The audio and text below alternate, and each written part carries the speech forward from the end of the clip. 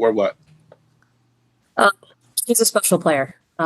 Really talented. The three ball was working for her tonight. The way that she can kind of get to that sidestep, the threat of that is always there. And, her effectiveness getting downhill, her effectiveness finding her rollers. She was really solid in kind of all aspects. And, we certainly, needed to do a better job with her on the early side, getting her to the free throw line and letting her see a couple fall early, makes it a much tougher. Caitlin Clark dropped 37 points on the Seattle Storm in the first quarter alone, 37, and the opposing head coach stood at that podium afterward and could not for the life of her pretend she had an answer for it. She tried. She absolutely tried. She reached for the referee excuse, she grabbed for the foul disparity lifeline, she threw out every single deflection in the coaching handbook, and then, right there in front of every camera in that press room, the truth just came spilling out anyway. Sonia Raman, head coach of the Seattle Storm, looked into those microphones and said the words that so many people in this league have spent an entire season desperately, pathetically, almost comically refusing to say out loud. This is WNBA News, and today we are exposing exactly what this league does not want you to see, because what happened in that post-game press conference was not just a coach giving a routine, forgettable, boilerplate answer after a loss. What happened was a crack in the wall. A visible, undeniable, on-the-record fracture in the carefully maintained fiction that Caitlin Clark is somehow just another player, just another name on a roster, just another rookie finding her way. Sonia Raman sat there, and she told the truth, and we are going to break down every single word of what she said, what she tried to hide inside those words, and what it all means for the future of this league and the woman who is single-handedly carrying it on her back. Stay with me through this entire video, because by the end of it you are going to understand exactly who benefits from keeping Caitlin Clark small, and exactly why that strategy is already falling apart in real time. Let me set the scene for you, because context matters here, and the full picture is even more outrageous than the headline. The Indiana Fever came into that game against the Seattle Storm, and Caitlin Clark came out of the gate like an absolute force of nature. A relentless, unstoppable, breathtaking force of nature. The Fever built a 17-point lead, 17 points, and a significant portion of that damage was done by one person, one player, running the offense, finding cutters, throwing backdoor passes to Kelsey Mitchell for layups, pulling up from distances that most guards in this league would not even consider, and doing all of it with a level of composure and command that you simply do not see from a player in her first professional season. And here is the part that is going to make your blood absolutely boil, because even after building that 17-point lead, even after Caitlin Clark left the floor in the second quarter with a 12-point advantage still intact, the Fever almost let that game slip away.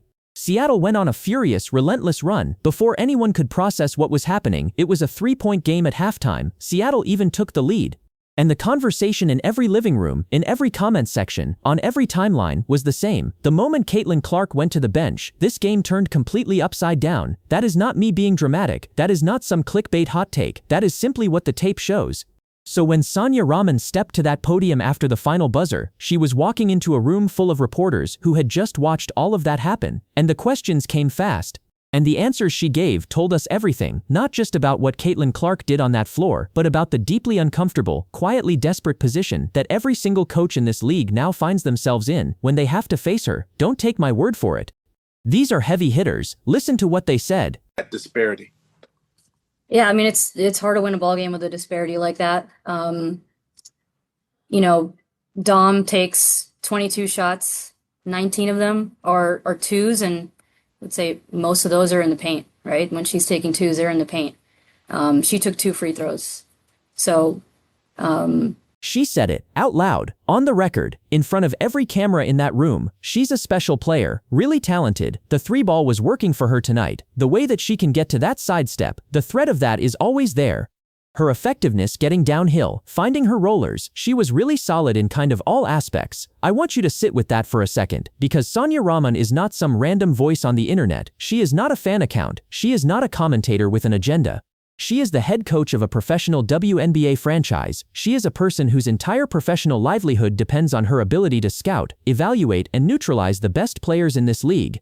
And she stood there and she said, in plain, unambiguous language, that Caitlin Clark was solid in all aspects, not one aspect, not a couple of things, all of them. And here is where the story gets so much more layered, so much more revealing, because Sonia Raman did not just volunteer that praise. She was asked a specific question. The reporter asked her, if you put the free throws aside, what makes Caitlin Clark a difficult cover? And Raman answered, She gave a real, substantive, technically detailed answer about the sidestep 3, about the downhill drive, about the roller game. She broke down Caitlin Clark's offensive arsenal like a coach who had spent real time preparing for it, real time studying it, and still came up short. That is the definition of greatness, people. When the coach who just spent an entire week preparing a game plan to stop you still has to stand up and explain, in technical detail, exactly how and why you beat her anyway, that is the definition of what it means to be the best player in the building. But here is where it gets so much worse, because Sonia Raman was not done, and this is the part that reveals the deeper, uglier, more systemic problem that has been festering in this league all season long. Because when the reporters in that room pressed her on the free throw disparity, and let me give you those numbers because these numbers are staggering, the Indiana Fever shot 31 free throws in that game, 31, Caitlin Clark alone shot 19 of them, Seattle, 18 total. The entire Seattle Storm team shot 18 free throws, Caitlin Clark by herself shot 19. Now, think about what Sonia Raman did with those numbers. Think carefully about the choice she made in that moment because it tells you everything about the culture of excuse-making and deflection and quiet, cowardly resentment that has surrounded Caitlin Clark since the moment she stepped into this league. Raman pivoted. She started talking about Dominique Kennedy taking 22 shots, 19 of them twos, most of them in the paint, and only drawing 2 free throws, and she said, and I need you to hear this exact framing, she said there was a lot of physicality there that was missed. She said the no calls were tough. She gave Caitlin Clark a backhanded, grudging, carefully hedged credit for her ability to draw fouls, as if the 19 free throws were some kind of trick, some kind of manipulation of the officials, rather than the direct, unavoidable consequence of the fact that the Seattle Storm was actually, physically, repeatedly fouling her. Let me be completely clear with you about something. Caitlin Clark does not get the benefit of the doubt from officials. She does not get the star treatment. She does not get the soft calls that the league's most established, most celebrated veterans receive. She has to get fouled, actually, visibly, undeniably fouled, before anyone blows a whistle. And the reason the free throw numbers looked the way they did in that game is not because the referees were doing her favors, it is because the Seattle Storm was actually fouling her, over and over and over again, which brings me to the thing that nobody in the mainstream media will say out loud. When a coach stands at a podium and implies, carefully, plausibly deniably implies, that her opponent's free throw numbers were the result of referee favoritism rather than legitimate fouls drawn through skill and aggressiveness, she is doing something that goes beyond competitive gamesmanship. She is participating in a narrative.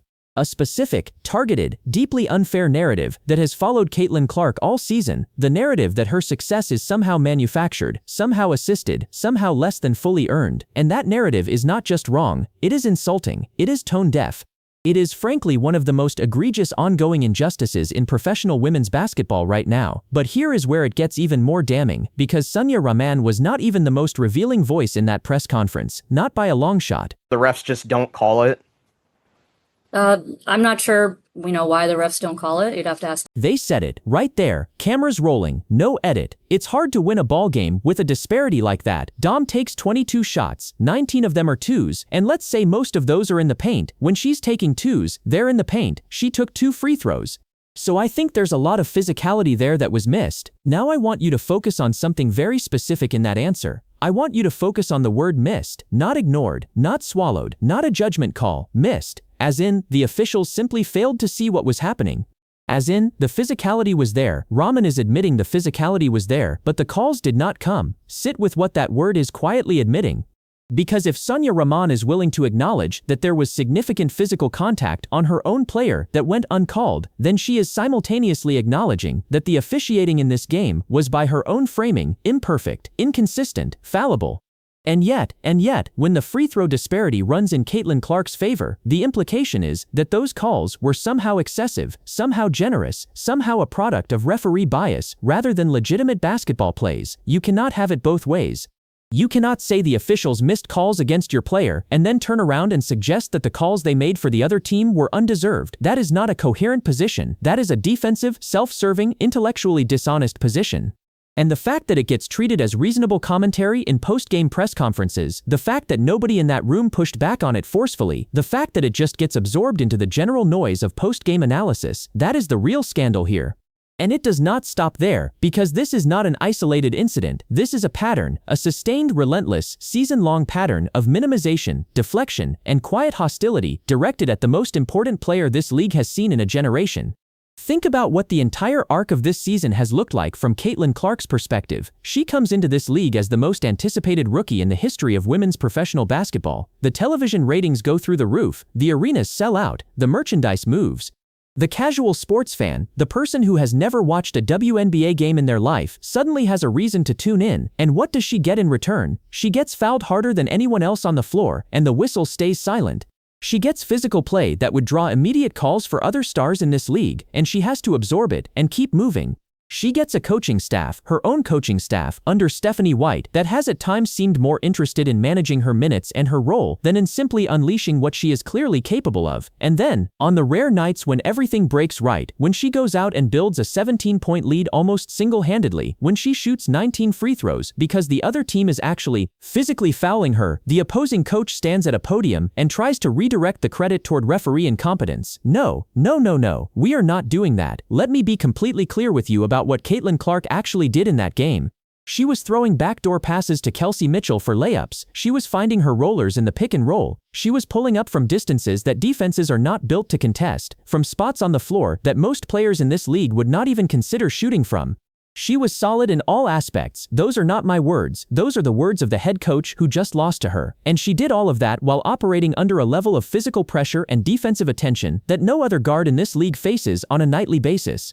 Credit her for the fire passes, credit her for willing the team to victory, credit her for the bombs she was dropping from all over the court. Do not try to reduce her performance to a referee narrative. That is lazy, that is cowardly. And frankly, it is the kind of gutless deflection that reveals exactly how threatened the old guard of this league feels by what Caitlin Clark represents. And if you can believe it, this is exactly where the whole thing gets even more damning. Because while Sonia Raman was doing her careful, measured, diplomatically hedged dance at the podium, there was a separate and even more revealing thread running through that press conference. The reporters kept pressing, they kept asking follow-up questions, and Raman's answers kept getting more and more uncomfortable, more and more evasive, more and more revealing in what they refused to say directly. Caitlin Clark had built, the Indiana Fever went up 17. By the time Caitlin Clark came out, she left the game with a 12-point lead, and then Seattle just went off, and before you know it, it's a 3-point game at the half, and then they take the lead. It's almost like once Caitlin Clark went to the bench in the second quarter, this game got turned. Let me say that back to you in the harshest possible terms so you do not miss it. A reporter asked Sonia Raman directly, "Do you think Dominique Kennedy gets the Shaq treatment, where she's probably getting fouled on almost every play and the refs just don't call it?" And Raman's answer was, "I'm not sure we know why the refs don't call it. You'd have to ask them. You'd have to ask them." That is the answer of a coach who knows exactly what she wants to imply and knows exactly how to imply it without putting herself on record saying it directly. That is a calculated, deliberately vague, plausibly deniable non-answer that is designed to plant a seed, the seed of doubt, the seed of the idea that something questionable, something unfair, something institutionally biased was happening on that floor in favor of Caitlin Clark and the Indiana Fever. I want every single person watching this to understand what that rhetorical move actually is. It is the sports equivalent of saying, "I'm not saying she cheated, I'm just saying, I don't know how she could have done it that well without some kind of help." It is an insinuation dressed up as uncertainty. And it is, in the context of everything that has happened to Caitlin Clark this season, one of the most tone-deaf, one of the most insulting, one of the most revealing things a coach in this league has said all year, because here is the truth that Sonia Raman knows and is choosing not to say. Caitlin Clark does not get the Shaq treatment, she does not get the benefit of the doubt, she does not get the star calls, she gets the opposite. She gets a standard of officiating that requires her to be visibly, unambiguously, undeniably fouled before anyone blows a whistle. And the reason she shot 19 free throws in that game is not because the officials were being generous, it is because the Seattle Storm was fouling her 19 times. That is the reality. And here is where the story takes a turn that goes beyond this one game, beyond this one press conference, beyond Sonia Raman and the Seattle Storm. Because the pattern we are describing here, the pattern of minimization, the pattern of deflection, the pattern of refusing to simply, honestly, straightforwardly credit Caitlin Clark for what she does on the basketball floor, that pattern has enablers, it has architects. It has people up the chain of authority in this league who have allowed it to fester and grow because it serves their interests to keep Caitlin Clark in a box. So let's take a step back and really break down what is actually happening here at the structural level. Think about what the league's leadership has communicated, through action and through inaction, about how Caitlin Clark is to be treated. Think about the physical play that has been absorbed without consequence. Think about the moments this season where a player of her caliber, drawing the kind of attention and generating the kind of revenue that she generates, has been left without the institutional protection that the league's most valuable asset deserves. Think about the coaching decisions, and yes, we are going to talk about Stephanie White because we have to, that have at times seemed designed to limit rather than unleash. And here is the part that is going to make your blood absolutely boil, because this is the part where the enabler complicity becomes impossible to ignore. When Caitlin Clark went to the bench in the second quarter of this game, the Fever had a 12-point lead. 12 points. And then Seattle went on a run, and before anyone could process what was happening, it was a 3-point game at halftime. Seattle even took the lead in the second half, and the question that every honest observer of this game has to ask is why? Why does this keep happening? Why does this team, a team that is clearly, demonstrably better with Caitlin Clark on the floor than off it, keep finding itself in situations where the minutes management decisions undermine the advantages she creates? That is not a coincidence, that is a coaching philosophy. And it is a coaching philosophy that, whether intentionally or through sheer baffling incompetence, keeps putting a ceiling on what Caitlin Clark and the Indiana Fever can accomplish. Stephanie White has been the beneficiary of enormous goodwill from Fever fans and from the broader basketball community, and that goodwill is not entirely undeserved. There are things she has done well, adjustments she has made, moments where her coaching has been solid. But the pattern of this season, the pattern of Caitlin Clark building, leads that then evaporate the moment she sits down, the pattern of minute restrictions that seem disconnected from the obvious reality of what this team looks like with her on the floor versus off it, that pattern demands accountability, real, serious, uncomfortable accountability, and the media is not providing it. The mainstream basketball media, the people who are supposed to be asking the hard questions, have been largely, disappointingly, almost inexplicably gentle with the coaching decisions that keep putting Caitlin Clark and the Fever in avoidable jeopardy. Which brings me to the thing nobody in the media will say out loud. The reason this pattern continues, the reason Sonia Raman can stand at a podium and imply referee bias without being challenged, the reason the minute management decisions go largely unquestioned, the reason the physical play Caitlin Clark absorbs game after game is treated as normal, is that there is a segment of the basketball establishment, a deeply entrenched, deeply defensive, deeply threatened segment, that has a vested interest in keeping the narrative about Caitlin Clark complicated, messy, contested. Because a clean, simple, undeniable narrative, the best player in this league is also the most mistreated, the most underprotected, and the most consistently undervalued, is a narrative that creates demands for accountability, demands for change, demands that certain people answer for certain decisions, and certain people do not want to answer for certain decisions. Let me bring in one more voice here, because I want you to hear this directly. I want you to hear what the post-game conversation sounded like when it turned to the specific question of what happens to this team and to this game when Caitlin Clark is on the bench. She's a special player, really talented. The three ball was working for her tonight. The way that she can kind of get to that sidestep, the threat of that is always there. And, her effectiveness getting downhill, her effectiveness finding her rollers. They said it out loud, on the record. Caitlin Clark had built the Fever up 17. By the time Caitlin Clark came out, she left the game with a 12-point lead, and then Seattle just went off. Before you noticed, it's a 3-point game at the half, and then they take the lead. It's almost like once Caitlin Clark went to the bench in the second quarter, this game got turned completely upside down. Almost like, I want you to sit with the careful, understated language in that observation for a moment. Almost like, as if there is any ambiguity, as if there is any reasonable alternative explanation, as if the correlation between Caitlin Clark leaving the floor and the Fever's 17-point lead evaporating is somehow a coincidence that requires further investigation. It is not a coincidence, it is not almost like anything. It is exactly like what it looks like, because it is exactly what it looks like. Caitlin Clark is the engine of this team. She is the reason this team builds leads. She is the reason this team creates advantages. And every single time she sits down, every single time the coaching staff decides that her minutes need to be managed, that she needs a rest, that the rotation demands she come off the floor, the team pays for it. Directly, immediately. In points, in momentum, in games that should be won and are instead turned into desperate, nail-biting, entirely avoidable battles. And here is where I need to talk about something that the title of this video points to directly, because it is real, and it is important, and it is the kind of thing that gets glossed over in the general noise of game-by-game coverage. There is a growing, undeniable, increasingly visible tension between what Caitlin Clark does on the floor when she is operating freely, instinctively, on her own terms, going rogue, as the people closest to this situation have described it, and what the coaching staff has at times seemed to want from her. A more controlled role, a more system-dependent approach, a more deferential posture within the offense, and the evidence of this season is absolutely unambiguously clear about which version of Caitlin Clark is better for the Indiana Fever, the version that goes rogue, The version that ignores the play call and makes the pass that nobody saw coming. The version that pulls up from a distance that defies conventional wisdom and puts the ball through the net anyway. The version that the opposing head coach has to stand at a podium afterward and describe in technically detailed, genuinely impressed terms because there is simply no other honest way to characterize what just happened to her team. That version, that Caitlin Clark, is the one this league needs to stop trying to contain and start trying to celebrate. But here is where it gets so much worse, because the containment is not just coming from the coaching staff. It is not just Stephanie White's rotation decisions, as frustrating and as damaging as those decisions have been. The containment is coming from the culture of the league itself, from the press conferences where coaches imply referee bias rather than crediting a great performance. From the officiating environment that demands Caitlin Clark absorb physical contact that would draw immediate whistles for other players.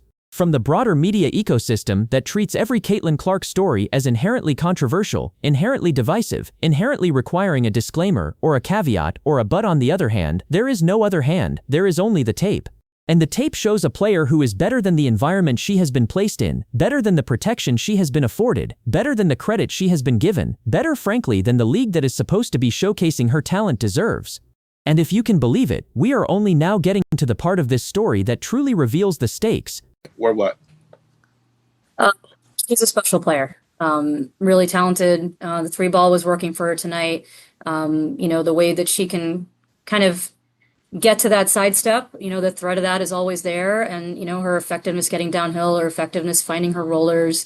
She was really solid in kind of all aspects. And, we certainly, needed to do a better job with her on the early side, getting her to the free throw line and letting her see a couple fall early, makes it a much tougher. Let me say that back to you in the harshest possible terms so you do not miss it. The second time Sonia Raman was asked about Caitlin Clark, after the game was over, after all the deflections and the foul disparity complaints and the careful hedging, she said it again. She's a special player.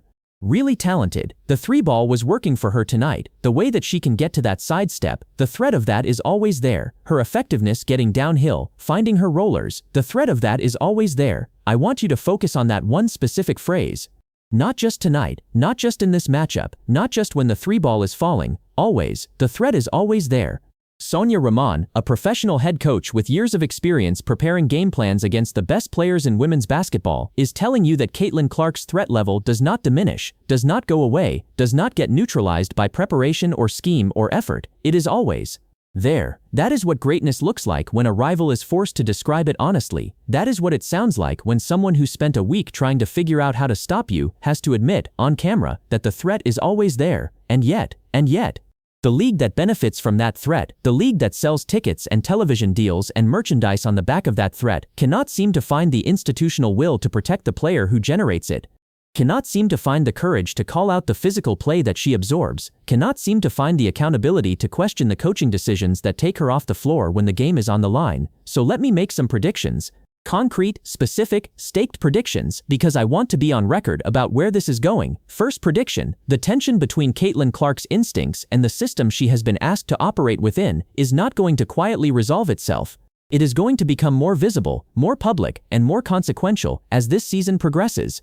The moments where she goes rogue, where she ignores the called play and makes the brilliant pass, where she pulls up from a distance nobody expected and buries it, those moments are going to keep happening, and they are going to keep being the moments that define games and define seasons. And at some point, the coaching staff is going to have to make a choice: trust the player or trust the system, and the entire basketball world is going to be watching which choice they make. Second prediction: Sonia Raman's comments in that press conference are going to age very poorly. The deflection to referee bias, the implication that the foul disparity was a product of officiating rather than basketball, the careful avoidance of simply, directly, fully crediting what Caitlin Clark did, all of that is going to look increasingly absurd as the season continues and the evidence accumulates, because the evidence is going to keep accumulating. Game after game, performance after performance, the case for Caitlin Clark as the most dominant, most important, most transformative player in this league is going to become more and more impossible to honestly dispute. Third prediction: the officiating environment around Caitlin Clark is going to become a genuine crisis point for this league if it is not addressed. The pattern is too clear, too consistent, too well documented to continue being dismissed as coincidence or competitive variance. She does not get the calls that other stars get. She absorbs physical play that would draw immediate whistles for other players. And at some point, sooner rather than later, I believe, that pattern is going to produce a moment so visible, so undeniable, so impossible to explain away, that the league is going to be forced to respond. And here is the part of this story that I need every single person watching to truly understand, because it goes beyond box scores and press conference quotes and coaching decisions. It goes to the question of what this league is actually for, what it is actually trying to be, and whether the people running it have any real grasp of the moment they are living through. Caitlin Clark is a once-in-a-generation talent, not once in a decade, not once in a while, once in a generation. The kind of player who comes along so rarely that entire sports cultures are reshaped around them. The kind of player whose presence changes the economics of a league, changes the viewing habits of millions of people, changes the conversation about what women's professional basketball can be and can become. And what has this league done with that gift? What has it done with the extraordinary, unearned, frankly miraculous good fortune of having this player choose to play in it? It has let her get fouled without protection. It has allowed a culture of minimization and deflection to take root around her performances. It has tolerated coaching decisions that limit rather than unleash her. It has stood by while opposing coaches use post-game press conferences to imply that her free throw numbers are a product of referee favoritism rather than basketball excellence. And here is the doom prophecy, people. Here is the part that should keep the people running this league up at night, staring at the ceiling, genuinely terrified about what they are doing to their own future. Picture the executives sitting in an empty boardroom 5 years from now.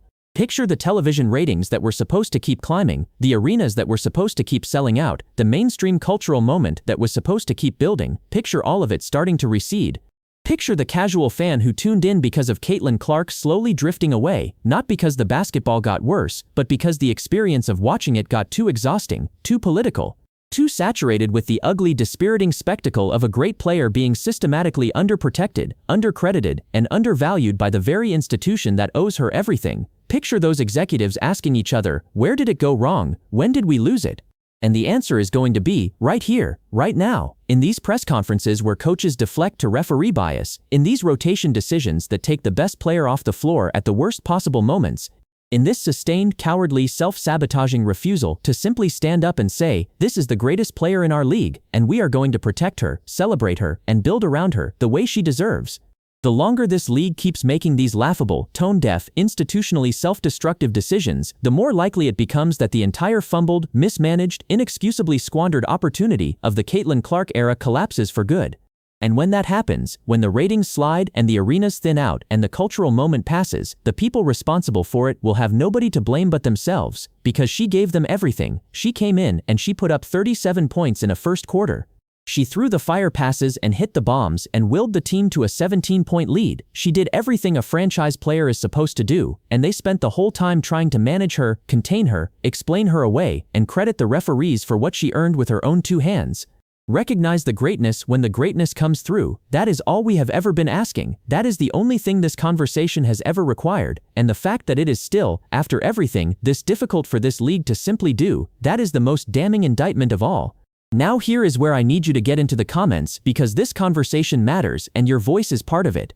Stephanie White's rotation decisions, specifically the decision to take Caitlin Clark off the floor when the Fever had a 12-point lead, a decision that directly preceded a catastrophic run by the Seattle Storm, need to be publicly, loudly, specifically questioned. And if those decisions continue to cost this team games and cost this player the recognition and the results she has earned, then the question of whether Stephanie White is the right coach for this moment, for this team, and for this player is a question that deserves a real, serious, uncomfortable answer. I want to know what you think. Should Stephanie White be held accountable for the minute management decisions that keep turning Caitlin Clark's dominant performances into avoidable crises? Drop it in the comments right now. And while you are down there, I want you to answer this. Do you believe Caitlin Clark is being protected the way a franchise player of her caliber deserves to be protected by this league? Yes or no? Simple question, real answer. Put it in the comments. If you are not subscribed to WNBA News, hit that subscribe button right now, because we cover this story the way it deserves to be covered, with real analysis, real accountability, and zero tolerance for the deflections and the narratives and the carefully hedged non-answers that the mainstream conversation keeps letting slide. Hit the bell notification so you never miss a video, share this one with someone who needs to see it, and stay locked in, because this story is not over, not even close. This is WNBA News, and we will see you in the next one. That disparity. Yeah, I mean, it's hard to win a ball game with a disparity like that. You know, Dom takes 22 shots, 19 of them are twos, and let's say most of those are in the paint. right? When she's taking twos, they're in the paint. She took 2 free throws. So The refs just don't call it. I'm not sure, why the refs don't call it. You'd have to ask. Caitlin Clark had built, the Indiana Fever went up 17. By the time Caitlin Clark came out, she left the game with a 12-point lead. And then, Seattle just went off. And before you know it, it's a 3-point game at the half. And then they take the lead. It's almost like once Caitlin Clark went to the bench in the second quarter, this game got turned. She's a special player. Really talented. The 3 ball was working for her tonight. The way that she can kind of get to that sidestep, the threat of that is always there. And, her effectiveness getting downhill, her effectiveness finding her rollers.